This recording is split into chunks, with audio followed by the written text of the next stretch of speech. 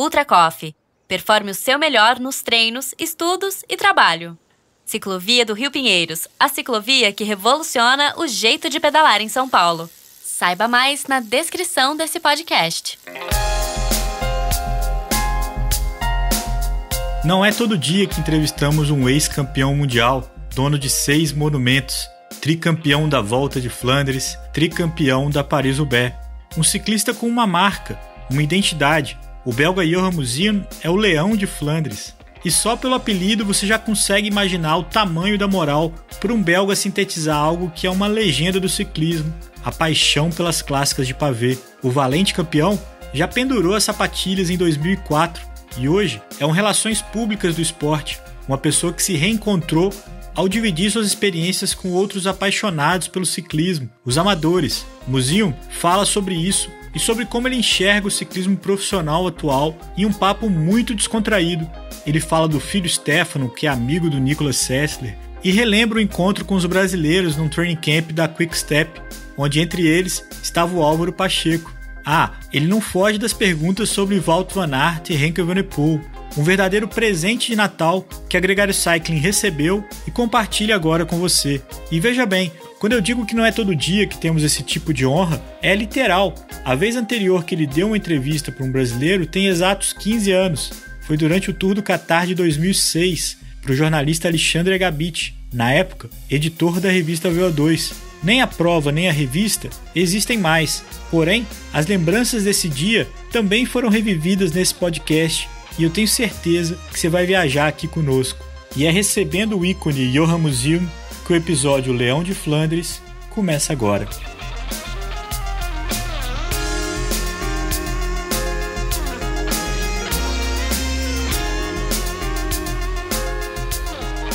It's with a great honor and a huge pleasure for us all that we receive one of the best, if not the best cycling in the history of cycling, Mr. Johan Museeuw, the Lion of Flanders himself. Johan, thank you for accepting our invitation. It's a dream come true for us to have the opportunity to have you on the show. And let's give a nice story to the guys here in Brazil. Yeah, hello, good evening to everybody that follow us and to hear us. We have speak already a long time to do this podcast with Alvaro. He texts me every day during the night and the day, and I answer always. But anyway, today is the day, and it's the day of Gregario. So it's the name is really beautiful for a podcast, Gregario. So for me, Gregario and that's Italian. That's Italian name, and in Flemish you say it Knecht, the Knecht. So for me that means something special because my ex-teammates that working hard for me that are still my Gregarios. So great that I can speak also to some Brazilian guys, and I have biked a couple of years before with Brazilian guys. And, they were not so bad the condition. That was okay. But I don't know how the situation is to bike in Brazil, so maybe I have to come over to Brazil. I know they have beautiful girls in Brazil, but I don't know the history of cycling. Yeah, Brazilian cycling history is definitely not as strong as in Belgium, I can guarantee you. But the culture is growing, and that's why the podcast began, because we want to be gregarious, to bring the information and serve as inspiration and helpers to develop the biking culture in Brazil. And that's really nice. Right. I must mention that I had the opportunity to meet you in 2018 with a program with a Quick Step, where it was kind of a VIP program that you were hosting some guys together with Andrea Tonti at Paris-Roubaix. And I had the privilege to ride the cobbles with you. You let me suffer a little bit before giving me the tips. I thought I wouldn't survive 10 meters, but then after your tips, I was able to do the whole Gran Fondo. on the following Saturday. Yeah, I remember.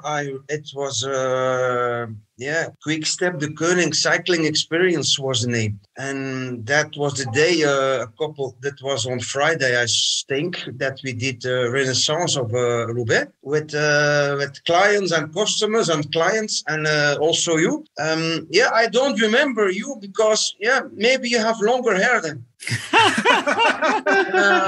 I don't know.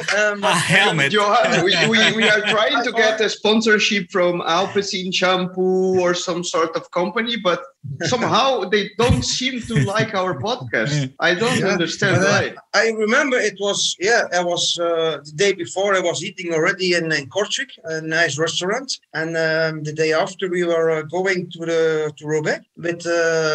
There we did the start at the bus of the Mapeti. So and then we did the last 60k, and we stopped in Carrefour de Larbre, and one of 2 stars Michelin restaurants. That I remember, and it's not usual to get in cycling clothing in a famous restaurant and to have a lunch and to drink some good wines. But that's cycling in our country, and sometimes it's a little bit more open. But I remember that day; it was a beautiful day that I remember. It is a day to remember in my cycling life. And especially because at that restaurant, you suggested to drive back on the Carrefour de l'Arbre to meet the Destiny Quick Step teams that are coming over. And I rode for 50 meters. I said, no, one Carrefour de l'Arbre is enough for me in 1 year. So I'll stay here. But you did it in grace and technique that you have earned over the years. That was the beginning of our cycling experience, because that's what I'm doing now. I'm guiding people around, especially Tour of Flanders, that I won 3 times, but also Roubaix, that I won 3 times, and also over the world, in France and Italy. And that was then a little bit later on that come the Corona shit for everybody. So now it was a little bit more difficult for everybody to invite people, to bike with people. But hopefully we can restart next year our life. There is one point that you've been touching, that is this life after professional cycling, because and this brings me a lot of curiosity. When you were the best in the world, it's very common. I cannot even imagine how much attention you got, especially in Belgium media, France, everywhere, and you are used to being the center of star. But sometimes it's quite hard to find your meaning after your professional career. How it was this transition period for you when you saw that you wanted to quit professional cycling and that this is not the end of the road, that there is life that you can still do around the bike, but not only by being a professional bike rider? It's for everybody the same. It's for a champion the same. It's for a medium rider the same. It's for a lower rider the same. If you stop, it's over. If you don't have the numbers anymore behind you on the jersey, then it's over. Then you have to do something new in your life, and that's a new start in your life, and that's really difficult for everybody, because after I did it after 18 years where I was professional, and then you have to stop, and then you have to find a new way, what you want to do. To find something new that give the same passion as before, it's quite impossible. At the beginning, I have started a bike company. That wasn't really a good idea to do that. And then slowly I find out that I'm still love biking, and that I want to bike with other people. So that was the beginning of what I'm doing now. And it was also hard for me to find a new way in after your career. And it's for everybody the same. So it's quite difficult to stop and then to restart a new life. It's more difficult because as a professional, alive as a professional, it's riding, it's training, it's massage, it's eating, and it's sleeping, and it's traveling, and it's do the race. And that's what you do a couple of years. After, you have to refine yourself, what you want to do and what you can do. And it's quite hard for everybody to find a new way. And sometimes some riders have it difficult to find a new way. And yeah, it's not so easy to find something. It's easy to stay in cycling as sport director, manager or something. But I didn't want to stay in cycling in the beginning because after 18 years, it was a little bit over. Then you have a new life, and that new life is also very happy, and you can drink what you want, you can eat what you want, but you don't have to train anymore. And in the beginning, it's not so easy to understand that. And also your body doesn't understand that. And after a couple months, then you say to yourself, it's not the way to drink every day and to eat what I want every day and not to do some exercise or some biking. I feel better if I can bike 3 or 4 times in a week. Like this morning, I did 3 hours with the bike, and after I was happy and I feel good. And I try. In December, it's quite difficult in Belgium to train and to get out with the bike every day because the weather is not always good. But this week was quite good, and I tried to bike every day, 2.5, 3 hours. I feel better if I can do that. And finally, I find the way now the last 5 years, what I want to do and what I like to do. And that's guiding people around. And it can be guiding, but it can also be a guest everywhere. 3 weeks before, I was in the Champagne area in France with Eddie Max, with clients of the UK. And we have biked 3 days together, and we have drink something together, champagne, of course, and we have eat something together in the evening. So there was 3 beautiful days, and that's what I like.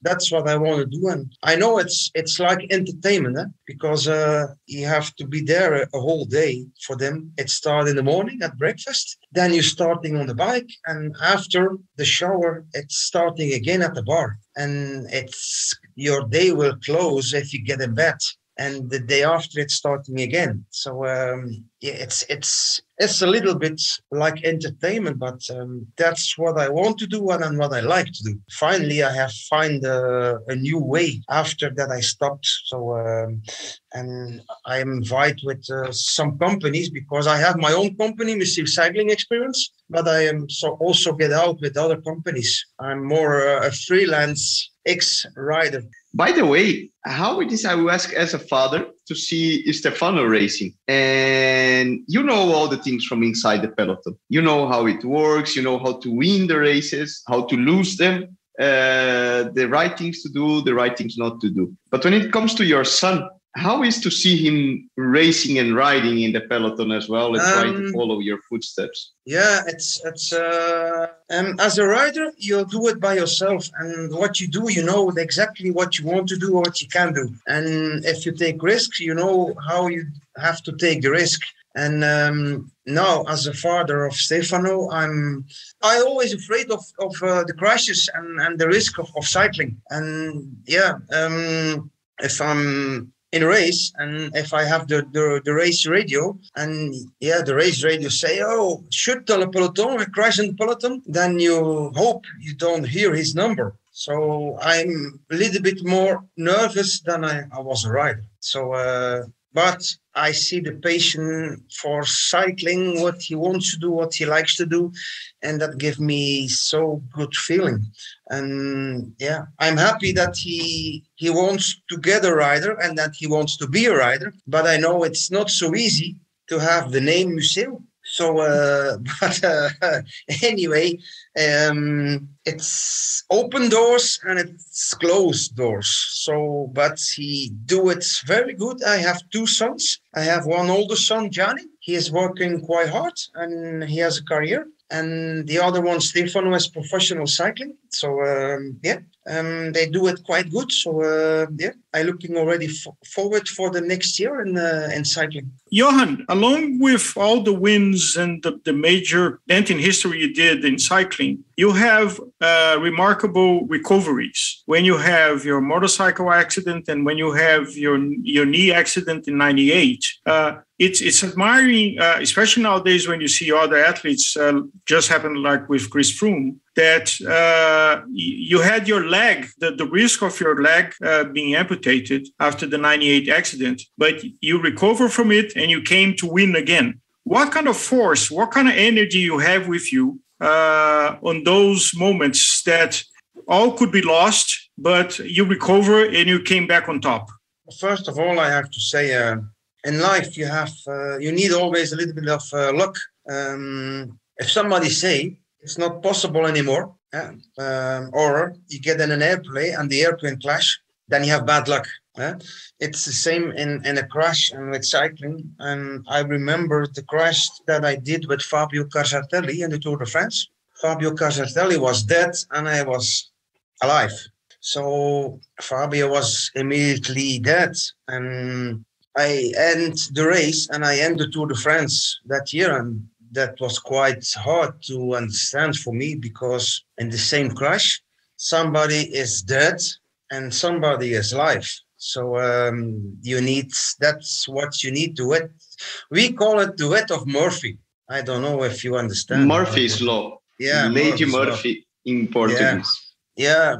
And the first time that you have something like that, it's difficult to understand. And that was the first time. And then the second time was the crash in Roubaix, that I have gangrene. I have gangrene, and they have to amputate almost 2 times the leg. So, but finally, they didn't amputate the leg. And 2 years later, I won the same race, Roubaix. So, and then you cross the line and then you give a sign to the knee. That was a sign to everybody that was helping me to recover and to helping me back as a rider, because it wasn't so easy to come back. But 2 years later, you win the same race. That race that almost kill you, your leg, everything. And 2 years later, you're the hero. So life it's sometimes difficult to understand. And 2 years later, I have a motor accident with the motor. That was the day before I get to leave to the Olympics in Sydney. I say, okay, I will get out 1 hour with the bike and with the motorcycle. And it was a Harley Davidson. And I have an accident, and I was 8 days in coma. So I was, Again, I have very lucky that I get out of coma after 8 days, and I say, what's happened now here, where I am? And that's what I mean with life. Some people has the chance and everything, and some people have bad luck. And I have 3 times a lot of chance and good luck, and I can't say it will be for the rest of my life, because that's changed a little bit my life. I try to be happy every day. I try to be relaxed every day, and I try to profit every day of my life, because I know it can be over next week or tomorrow. And you don't have to think like that, but I know it can be like that. And that was a transformation in my life, to do what I want to do. And what I want to do is, I want to bike with people that I like, and especially people that I like. And that are my children, my family, and also other people, my friends, and everybody that's like cycling, like the bike. And that can be fast, that can be slow, and that can be even it doesn't then interesting me what average we have at the end. But me interesting that we have a beautiful day, and the day after is a new day, and that's how I live now on the moment. So I don't think in the next 10 years. So I want to profit every day of my life now. And that's that I was almost 3 times away. I don't know where I have to go, but let's talking about funny days. Yeah, talking about funny days, a type of cycling that's not very known in Brazil is cyclocross. And it's something that you get to know early in your cycling career. How can you explain for somebody that never did a cyclocross race how it is to compete on cyclocross? Yeah, I love to do that. And I was happy. And then finally, I started also on road race. That was also okay. But cyclocross is, it's It's Flemish. You know, cyclocross is huge in Belgium. They covered every week, every cyclocross. You can see it on television. But I was also cyclocross man, and then after a couple of years that I was one of the biggest or famous classic riders in the world on the road, then you know the difference between a cyclocross man and somebody on the road. And that's the same with Van Aert and Van der Poel now. If Wout van Aert was, I think 3 years before, he was the first time at the Strade Bianche, and nobody knows him. Everybody say, who is this guy? That's the cyclocross man. And no, everybody knows Van Aert. So that's make the difference. Cyclocross is in Belgium huge, maybe also in the US. And we have couple riders that are very good. But yeah, it's 1 hour block, fun, technical, because the last years the races are more technical and more riding and yeah. But in my generation, it was when it was raining, it was more running than riding. So cyclocross, it was changing a lot, and I think now for the moment, cyclocross has it quite hard to know where they are. You see Van Aert and Van der Poel, they not participate a lot. They restart and they win again. What we can say about that? And we have to say the normal cyclocross man, if they going to the road, they are not really huge and not really the best. But if Van Aert, he is one of the best riders now at the moment. And what he has done this year, he won the Tour de France, a sprint. He won a chrono, a TT, and he won Mont Ventoux. So I never have saw a rider that in the Tour de France won 3 different disciplines. And normally you're a sprinter, you're a climber, or you're a chronoman, for like Cancellara, for example. But Wout van Aert is so complete, and he has so much power. He is so explosive. Then you see immediately if he restarts cyclocross, the others they can't follow. Sorry for the others, but it's how it is. And I think he has 100 watt power more than the others. That makes me remember one thing that I remember I've seen an interview on Sporza that you say, to win Tour of Flanders, you don't ride on the side. You have to ride through the middle of the peloton. You have to know how to use your energy. Never waste a bullet here, never waste a bullet there. You got to go and navigate in the middle of the peloton. That's the way that you win Paris-Roubaix and Tour de Flanders. But this guy, they don't seem to need it. It's like you say, they have 100 watts more than the others. Yeah, they can do what they want. And also in some races, like Kuurne, like for example, Van der Poel was going away in a breakaway alone on 100k from finish. That was really stupid. He didn't run what was nice for television. But I was on the television and I say immediately, what he's doing now, he doesn't win today, but he gives spectacle. So it was the same in Tirreno Adriatico every day. There was a battle between them and they didn't win Milan-San Remo. So, in the near future, they have to think what they want to do and what they want to win. And now they're coming in a moment that just a monument is good enough for everything. So if Wout van Aert win 3 stages in the Tour of England and he doesn't win in Leuven, the World Championships, it's a disappointing. So I prefer that he doesn't win the 3 stage races in Tour of England and that he was world champion. So they have to focus a little bit more on the big events. And what is the big events? That is the big 5.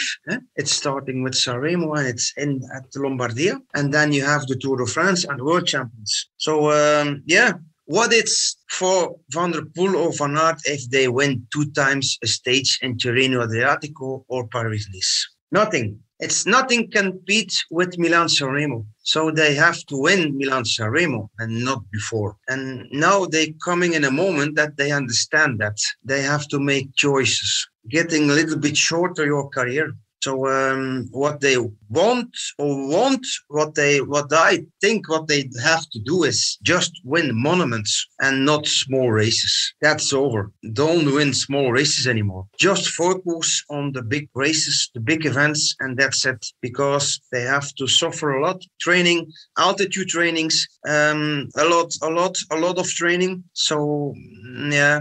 I don't understand. He did this last week. He did 2 cyclocross days. One the Saturday in Belgium and the next day in Italy in altitude on the snow. Yeah, he have to take the airplane. He arrived late, and the next day he will give full gas. So my winter was recovery. Stay home, have a good training, relax, do sometimes different things that you don't do. That's what I'm thinking in cycling. And I have also a long career. So difficult. So it's too difficult to explain everything in 1 hour. It's super difficult, but for that there seems a guy who knows, who seems to know how to win in the big day, and I guess he was important for you, Mr. Patrick Lefevere. How impactful was he on your career? And do you think would he like Wout or Van der Poel? Would they benefit from working with someone like Lefevere? To say that will be better, that's difficult to say because they have already a level that's exceptional. Lefevere, he has something special, and he do it every year the same. And they have the Wolfpack, and it was already before a little bit the Wolfpack, but now they have a name, the Wolfpack. And the atmosphere is very good over there. And the riders that going there, they have another level. And riders that get to another team, they have also another level. So that's how it is. For example, Cavendish was 3 days in 3 years in another team. This year he was again with Patrick Lefevere, and he won more than one stage in the Tour de France, and he got the green jersey. And nobody was believing in it before in January. And that's how it is, the atmosphere over there. But to say if Van der Poel or Van Aert were in the team of Lefevere, they will win more. Maybe they will focus more on what I had said before, just to get a monument. And talking about someone who stays with Lefevere, Remco Evenepoel, it's a dream to Lefevere to fight for a GC Grand Tour. He was still a winner at the classics. Oh, he wants to win the Tour de France. Of course, he wants to win the Tour de France. But to win the Tour de France, that's now we're talking about something that's really difficult for everybody. It's even difficult for Chris Froome. It's even difficult for Bernard. It's even difficult for Wiggins. It was. So you don't have many riders that can win the Tour de France. You have to get a rider in your team that can win the Tour de France. So now they hope that Evenepoel will win in the next years the Tour de France. But maybe you will ask to me and say, if this is it possible? Then I have to think a little bit. It's possible. To win the Tour de France, it's for really special riders. I have won the Tour de France together with Greg LeMond in the NIF. He was really good, a great rider. I know Tour de France winners are really special guys. You have to be 3 weeks, focus, good recovery, very hard in the head. It's not so easy to win the Tour de France. Now I'm thinking already a couple seconds what I have to say if Evenepoel will win the Tour de France, yes or no. I think it will be quite difficult also for him to win the Tour de France and let him growing a little bit more. For example, a couple of years, and let's start maybe to be on the podium of the Giro or the Vuelta. And it's. I think honestly, it will be very difficult for Evenepoel to win the Tour de France. I hope I'm wrong, really, because I'm Belgium, and it's already a long time that we didn't have a Tour de France winner. The last one was Lucien Van Empel. I don't know exactly when it was, but it's already so long time that we have a Tour de France winner. But it will be difficult, but there is always a chance. But you don't have many riders in the peloton that can't say now on the moment, next year I will win the Tour de France. Yes. A winner is always a winner. After you retire, nowadays that you go for a ride with some of your friends and champions and gods, how competitive you get? You just ride, or you try to beat each other or joke with each other? Of course, it's more of a fun than a competition. But your winning instincts, your killer instincts, let's say, that made you a big winner, how they, when you go for a ride today with some friend, with a group, or maybe with guests, how they manifest? But guests, I want to be the winner, because the guests, they pay for it, and sometimes I say, okay, you can win. But no, I still bike a lot, and my condition is okay, but I want to do it on the good way. That's mean I have to take care of my body. My body is still okay, but I know I'm not so young anymore. And if I'm bike with young people that is better than me, and I want to follow them, that's not really okay for my body. And that's what I mean. If I have somebody that want to testing me and he is better than me, I say, you're better than me, so go ahead. That's how I'm riding now. On the flat, it's difficult to drop me, but on a hill, I didn't have my competition weight, so now I drink a glass of red wine every day in the evening, or 2 or 3, or sometimes a bottle. So I want to profit also of my life, and if I lost maybe 10 kilos, I will go faster uphill. But it doesn't interesting me if I get up faster. I want to be good level, but I want to be the winner anymore. And if I have riders with me that are better than me, I say, I will see you at the top of the mountain. So wait for me over there. And that's how I'm riding now. I'm riding always with the heart sensor on my Wahoo GPS. So I try to not increase more than 160. So before, when I was rider, that was 180. But that's normal if you're coming older. It's going down and down and down and down and down. And I'm happy what I can do now on my age, and that I can bike every day, and that I go fast for my age. But I don't want to bike for competition, or don't bike for to be the fastest, or to be the winner. Because if I have people with me, there is nobody has won 3 times Flanders and 3 times Roubaix. So I will be always the winner. Perfect. That's incredible. That's super nice, super nice.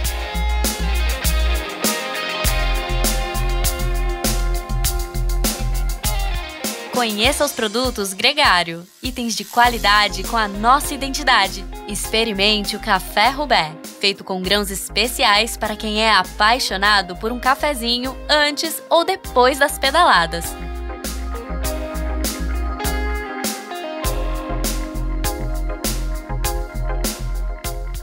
É sempre muito gratificante quando um ídolo corresponde à expectativa. Johan Museeuw foi um grande ciclista e hoje é um grande cara. Uma conversa muito bacana que a Gregário tem muito orgulho de publicar. Eu tenho certeza que você também vai se divertir muito com a próxima conversa. Alexandre Agabit, o jornalista que entrevistou o Johan Museeuw em 2006 no Tour do Catar, uma experiência exótica que ele compartilha com a gente a partir de agora.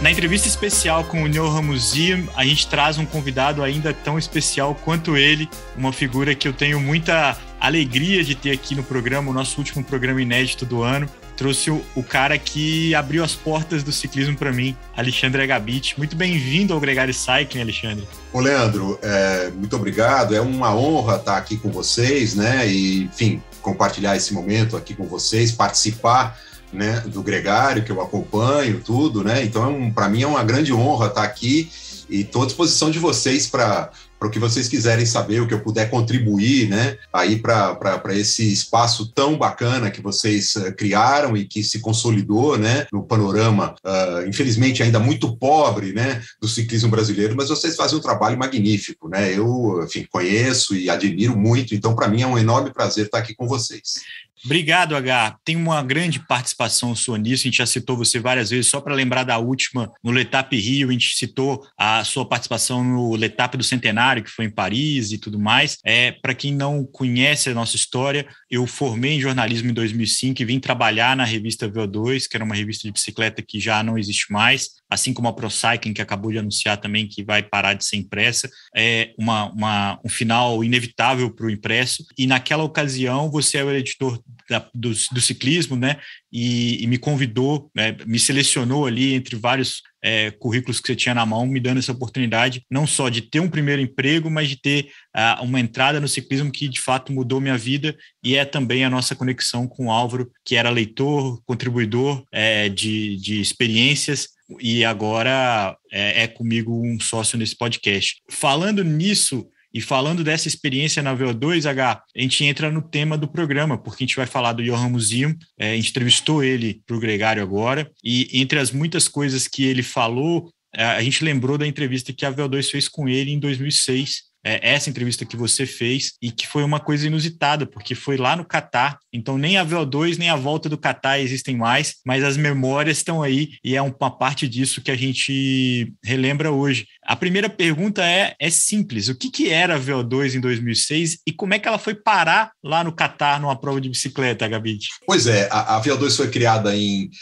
no segundo semestre de 2005, né? E em janeiro de 2006 eu fui a Doha, enfim, fui ao Catar para acompanhar a prova lá, né? Então, o que era a VO2? A VO2 era uma revista jovem, né, recém-nascida, que dava aí seus primeiros passos. Ela durou vários anos, né? Felizmente ainda conseguiu marcar aí uma trajetória aí nesse espaço do ciclismo de competição, principalmente o ciclismo de estrada, que era a nossa ênfase, né? Também tinha mountain bike, evidentemente, mas a ênfase estava no ciclismo de estrada, até porque tinha outras publicações que enfatizavam o mountain bike. E a VO2 é uma revista que se caracterizava desde o começo, né, por um belo projeto gráfico, uma excelente diagramação, um uso muito criativo da fotografia, né, e tínhamos acordos aí com o Graham Watson, né, um fotógrafo, né, que acompanhava todas as provas do ciclismo profissional da Europa, enfim, as provas digamos, da elite do ciclismo, né, e ao mesmo tempo o desafio era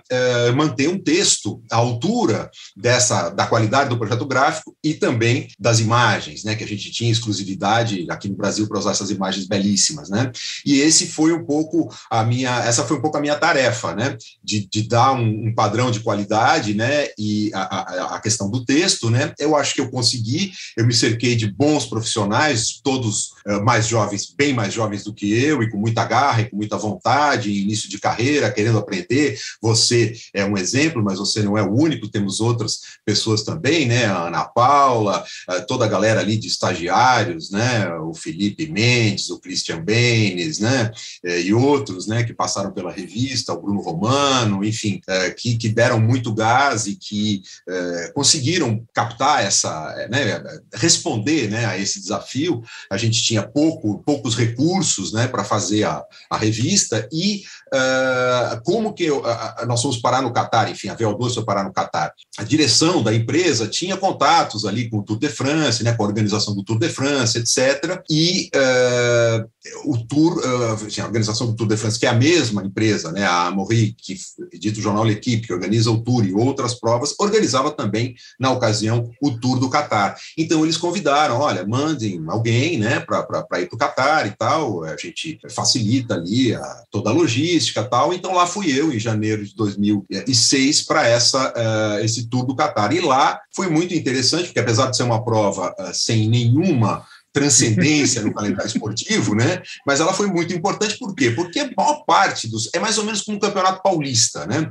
É o início de temporada, então os grandes ciclistas estão ali, mas estão ali para treinar, estão ali para entrar em forma. É em janeiro, está todo mundo ainda com o peru de Natal, né? A lembrança dos excessos aí das férias, que os ciclistas têm um regime alimentar rigorosíssimo, né? E nesse período aí de virada de ano, eles tem um pouco de liberdade. Então estava todo mundo ali com uns quilinhos a mais e tal, e muito tranquilos, né? Muito acessíveis. Coisa que no Tour de France, você sabe muito bem, Leandro, que é muito difícil um jornalista poder conseguir abordar um ciclista, e muito menos um jornalista brasileiro, né? Se fosse jornalista do L'Equipe, do El País, do Marca, enfim, da Gazeta dello Sport, tudo bem. Agora, de um jornal brasileiro, de uma publicação brasileira, é muito complicado, né? E quando eu cheguei a Paris, eu entrei em contato logo com uma jornalista do L'Equipe que ia me acompanhar, e ela falou, olha, aproveita para fazer entrevistas com o pessoal, porque eles estão muito disponíveis. Eu falei, beleza, vou fazer um monte de camisa amarela, né, que era aquela sessão inicial da revista, que trazia sempre um personagem de destaque, a gente fazia uma entrevista.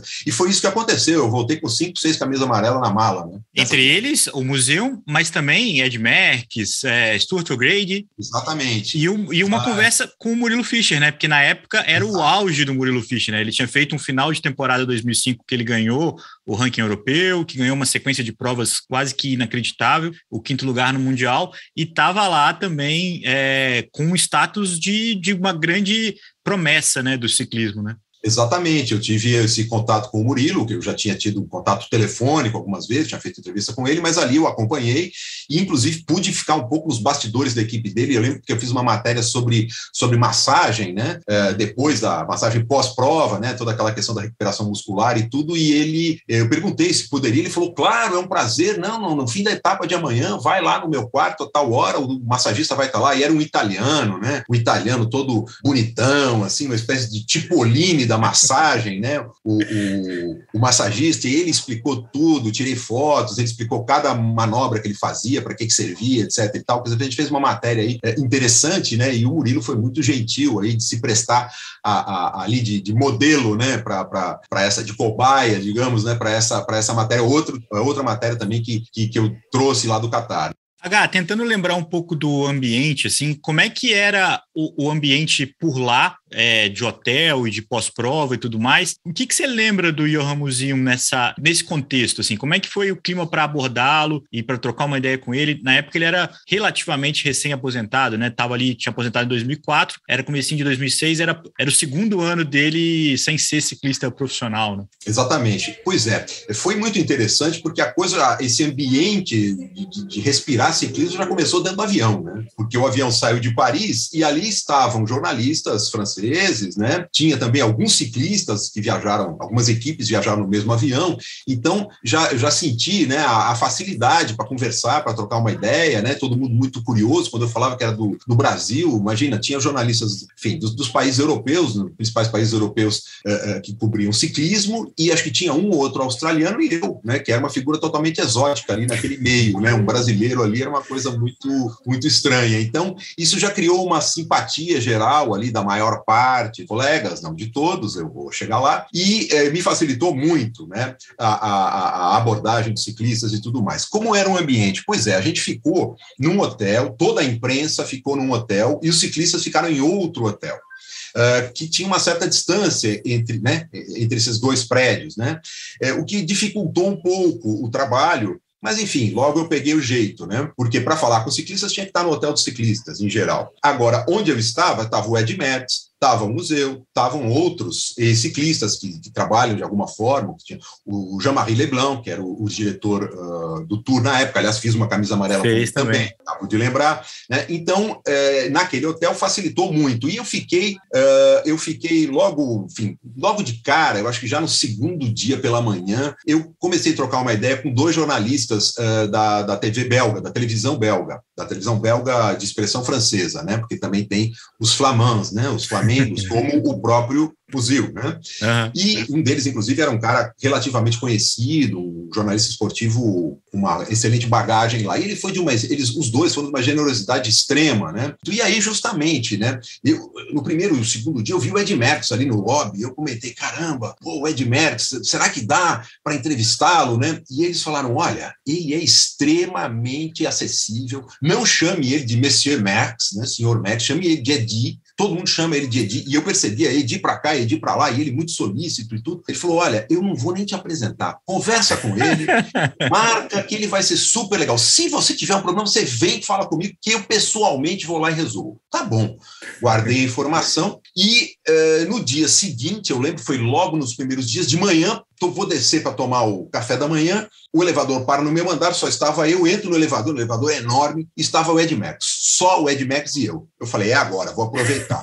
Aí eu, bonjour, né? E aí já mandei a conversa, e ele, mas é claro, olha, a etapa acaba meio-dia, a gente vai voltar, não sei o quê, vamos descer para almoçar lá pelas 2, antes do almoço, olha, 1h30 aqui no lobby. Beleza. Naquele mesmo dia, fiz entrevista com ele, tirei foto dele folheando a VO2 e tudo, né, e tal. Fez toda uma história ali, foi bem legal e muito simpático. Depois da entrevista, né, nos outros dias que eu fiquei lá, ainda ele conversou comigo, veio falar comigo, perguntar coisas sobre o Brasil, perguntou sobre o Pelé, enfim, que eles são amigos e tudo, né, se encontraram em inúmeras cerimônias de atleta do século, essa coisa toda, né, porque é o Pelé da bicicleta e ele é o Ed Max do futebol, aquela coisa. Então eles têm uma amizade, ele queria saber do Pelé e tal e tal. E sobre o museu foi curioso, né? Eu entrevistei o Merckx, deu tudo certo. Aí eu perguntei para os meus amigos belgas, e o museu? Dá para chegar como eu cheguei no Merckx ali, bonjour, vamos lá? Ele fez uma cara, olha, no museu eu acho melhor não, deixa comigo. E aí ele me apresentou, né? O Martin, que era o jornalista, ele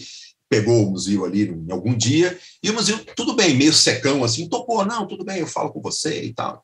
Conversei lá com ele, né, falei sobre a carreira dele, ele se animou um pouco, falou, pô, o cara até que sabe alguma coisa a meu respeito, vou falar com ele. E aí, ele me deu entrevista, né, essa entrevista que saiu na VO2, ali numa mesinha ao ar livre, né, à beira do mar ali, né, nos fundos do hotel, e ele tá com uma cara um pouco assim, fechada, e ele foi assim o tempo todo, né, ele falou bastante, né, como dá para ver na entrevista, foi uma entrevista longa, rendeu, mas um pouco secão, né, e eu não pude, enfim, ele estava naquela época exatamente com aquele problema do doping, né? Um processo da investigação, né?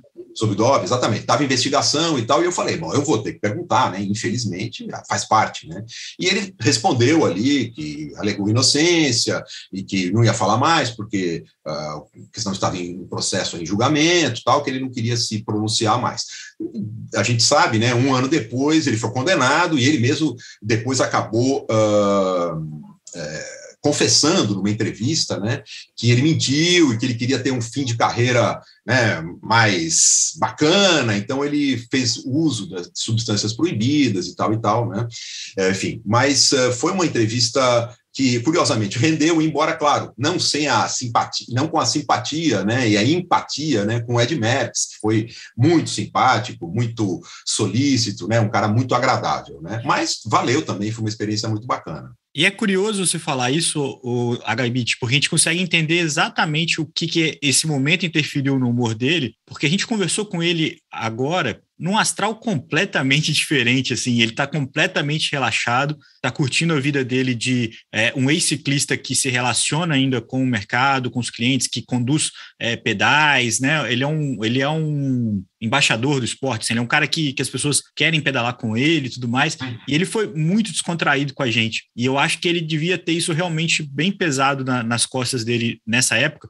Ele provavelmente entrou com você meio armado que era uma arapuca para falar de doping, né? Algo que a gente acabou nem conversando na entrevista. Ele falou muito da experiência dele hoje, de como é que ele vê o ciclismo hoje, de como é que ele experimenta, ele cornetou, inclusive, o Mathieu Van Der Poel e o Wout van Aert, porque a gente perguntou, esses caras correm o ano inteiro, você também corria ciclocross, e como é que é fazer essas coisas todas e tal? Ele falou assim, o problema desses caras que correm e ganham o ano inteiro é que eles acabam perdendo os grandes momentos. Eu tenho 6 monumentos, eu tenho 3 Flandres e tenho 3 Roubaix. Quanto que eles têm?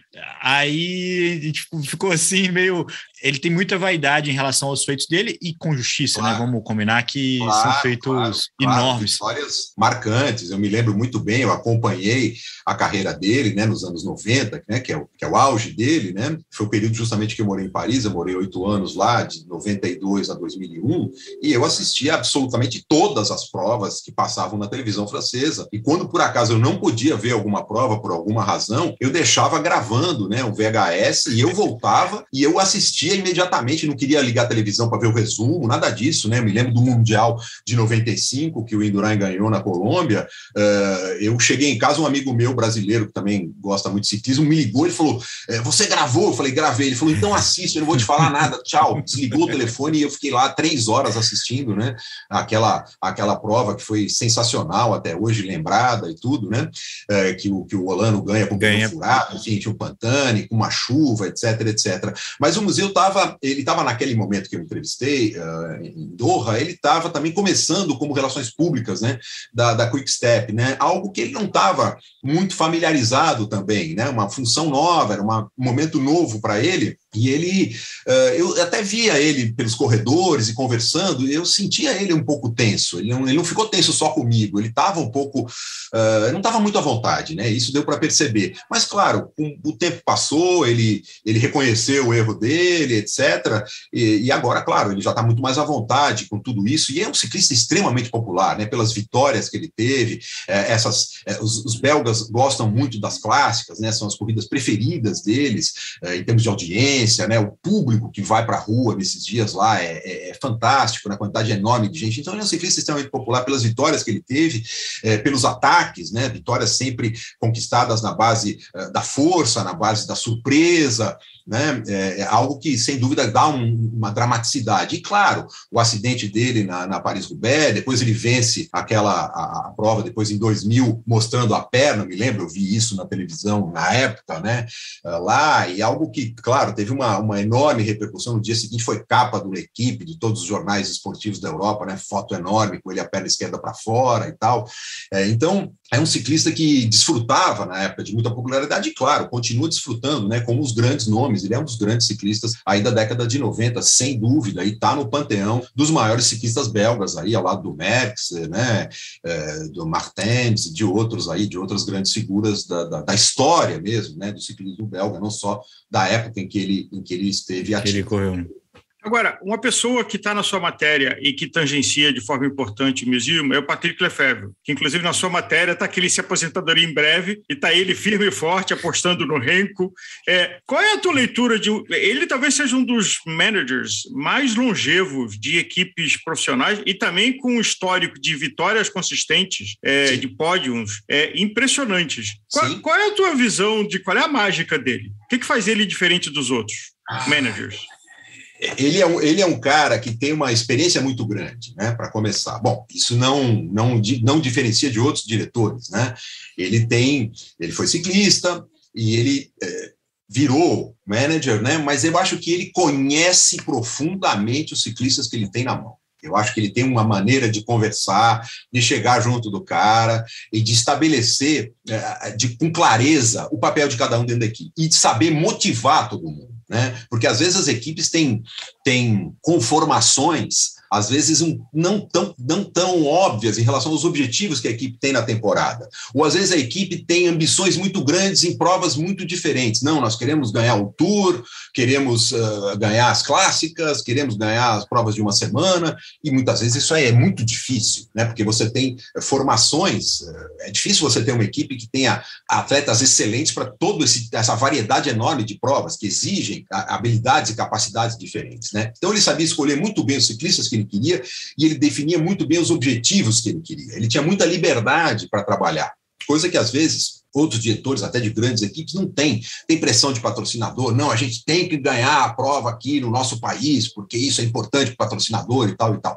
Ele sempre teve uma relação direta com o patrocinador, ele conhecia o dono das empresas, ele se reunia diretamente, não é com o pessoal do marketing, não, ele ia lá nas altíssimas cúpulas e vendia o projeto dele, né? Olha, eu quero uma equipe para ganhar isso, isso e isso, né? Eu quero esses e esses ciclistas. Ele sempre teve patrocinadores muito poderosos, né, do ponto de vista econômico, né, financeiro, para atrair bons ciclistas, ou ótimos ciclistas. Então, ele sempre soube montar muito bem as equipes. Eu acho que ele tem uma clareza de visão, de objetivo e uma capacidade humana, ou seja, de relacional, né, de conversar e de passar o que ele está querendo e o que ele está pensando e de motivar os seus ciclistas. Então, todos se unem, né, em torno do projeto dele. Essa é a visão que eu tenho. Isso me lembra a narrativa de um amigo meu que é diretor de cinema e foi fazer o filme do Brasil na Copa dos Estados Unidos e conviveu durante meses, né, com a seleção brasileira e chegou à conclusão que a grande característica de um técnico de seleção brasileira é ser um bom gestor de egos. É menos a estratégia, é menos o plano de jogo e muito mais fazer com que os egos daquelas estrelas todas não colidam e que jogue mais ou menos como um time. E talvez esse seja um atributo do Lefebvre, até com a história do Wolfpack, né? Uma história de que não tem estrela ali, de que cada momento cada um vai brilhar e uma atitude gregária como equipe. Exato, nas equipes dele não tem isso. A gente vê, por exemplo, a vitória na Paris-Roubaix, né, em que os três ciclistas da Quick Step cruzam a linha juntos. Pô, isso é um negócio Mapei, que você na época.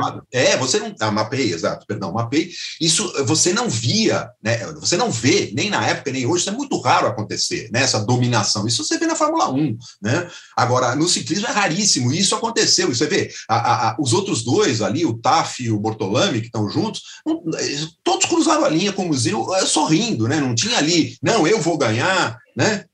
Alexandre, falando de dinastias, a Mauri Sport, o que você conheceu estando lá no Qatar e convivendo com todo mundo, como é que era a relação da Mauri Sport?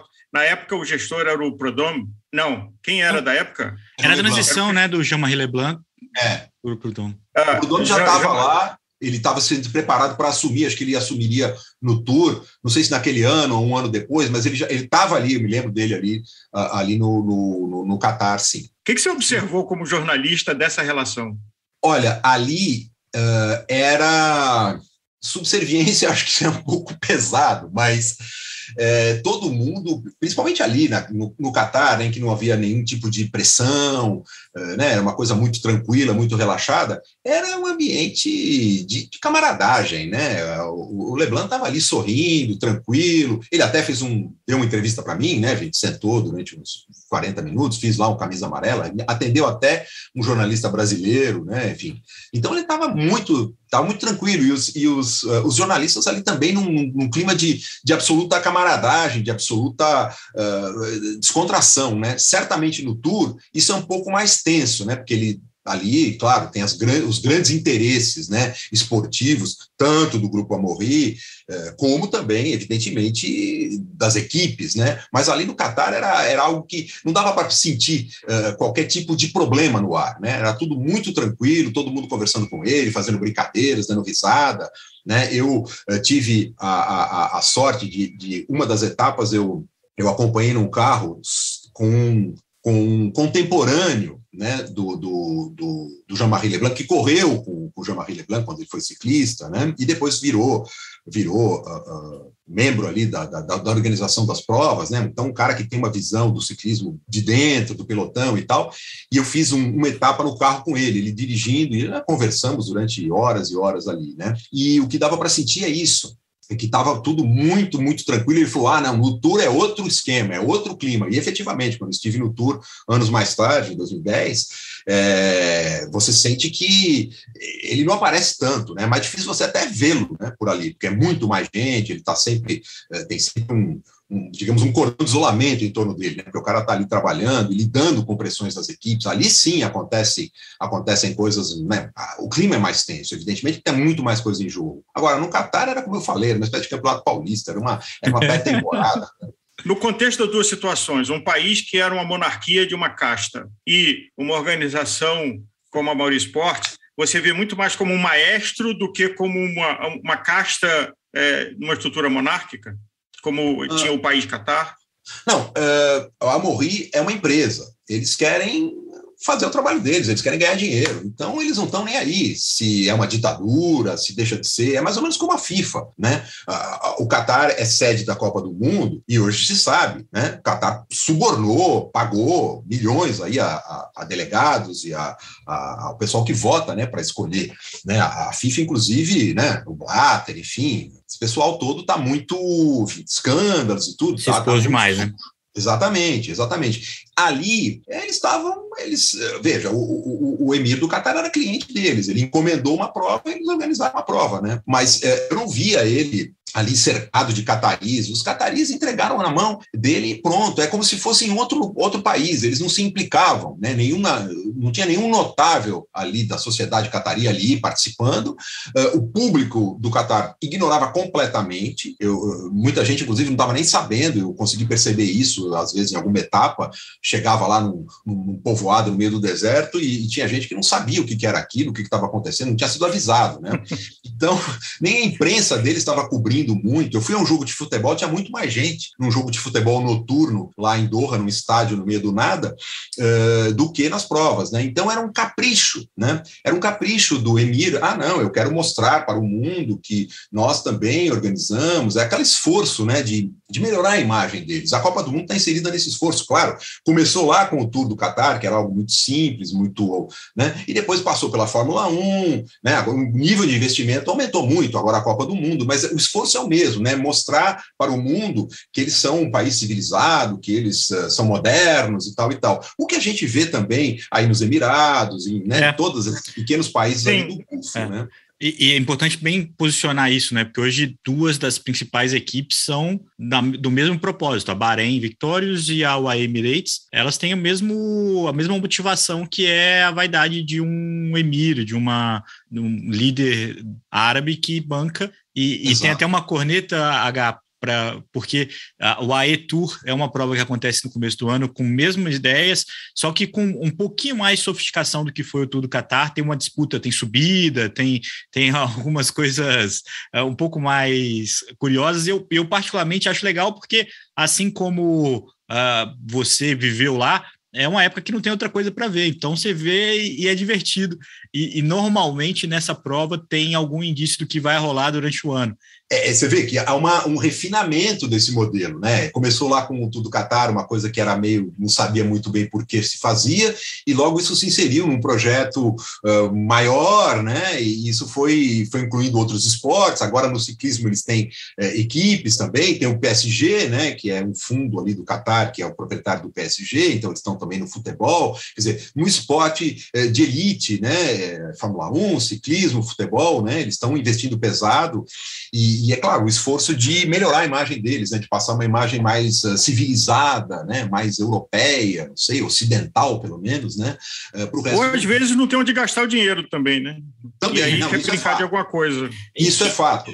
Agabit, muito obrigado, cara. Foi um grande prazer a gente conversar sobre essa sua experiência e que conta também um pouco da nossa história. O Gregário existe da minha relação com a VO2, e dessa relação da VO2 ela veio da sua oportunidade, da Isa Moy, da Ana Paula de Oliveira, de todas as pessoas que você citou no começo, que propiciaram essa formação, essa experiência, e hoje a gente compartilha isso. A revista já não existe, já não é mais impressa, mas as memórias e as oportunidades que ela proporcionou estão aí agora no podcast Gregário também. Não tenha dúvida, Leandro, eu agradeço muito o convite de vocês. Para mim é um enorme prazer estar aqui e rememorar, né, essas nossas experiências, essa nossa vivência comum. Para mim foi uma das minhas experiências na profissão, né? Eu sou jornalista desde 1988, eu já fiz muita coisa, já trabalhei em muitas circunstâncias, e está entre as 2 ou 3 mais gratificantes experiências que eu tive no jornalismo, né? Eu tinha trabalhado em várias revistas, e quando a Isabela me convidou para entrar,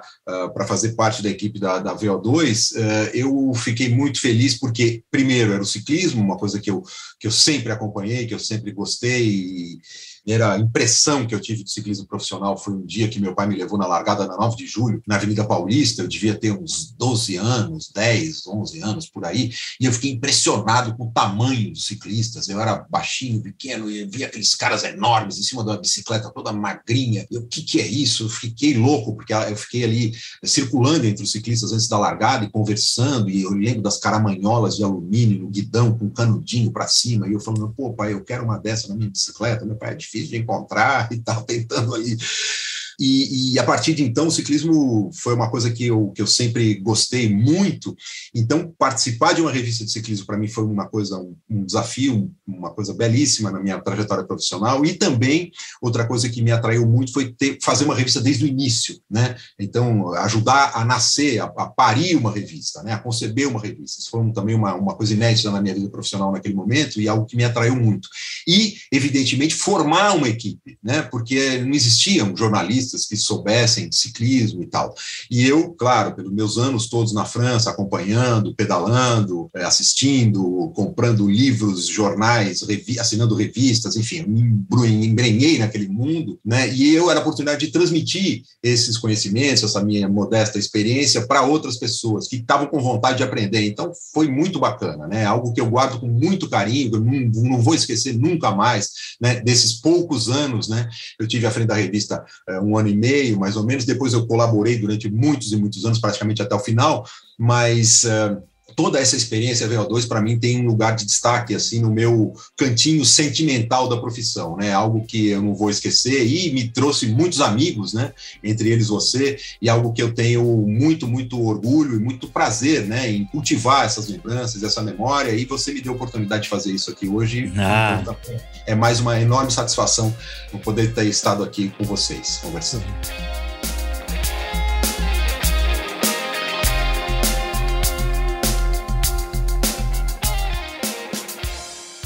Eu sou suspeito para falar do Alexandre Agabit, afinal, foi a pessoa que abriu as portas do ciclismo para mim lá na revista VO2 em 2005, mas essa conversa com ele ficou sensacional, um verdadeiro desfecho em altíssimo nível para a temporada 2021 do Gregário Cycling.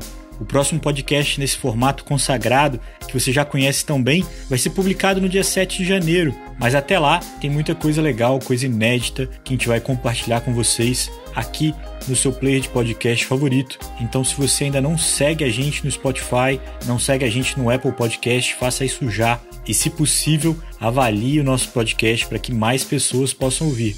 Um grande abraço a todos e até a próxima!